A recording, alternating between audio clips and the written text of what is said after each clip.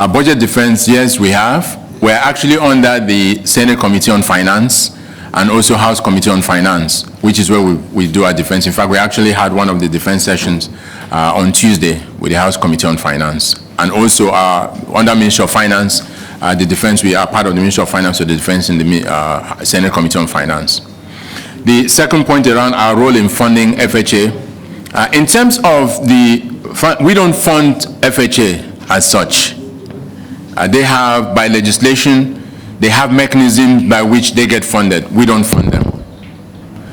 In terms of private developers, again, we don't fund them directly. Like I said, what we try and avoid is direct involvement in a lot of these activities. But the way MRIF would work to help both FHA as well as private developers is FHA, for instance. If FHA goes and says we're raising money to develop X number of units of houses,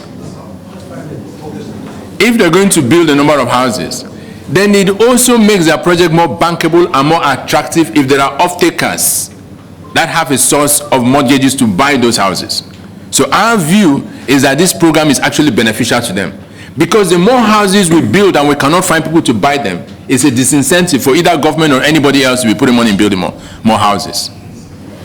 How is our work going to be beneficial to private developers? One is, as I mentioned, the MRIF has two components, which is on the demand side, providing the mortgages, low costs, long-term, and at scale.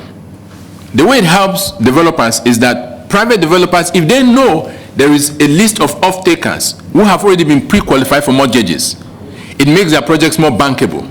It's an incentive for them to go ahead and build these houses, knowing fully well that when the houses are built, there are buyers.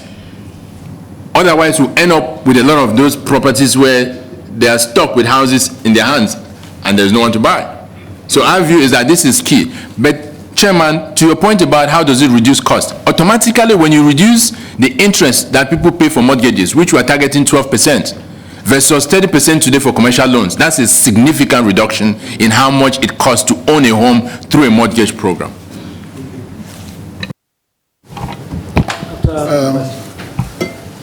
Thank you,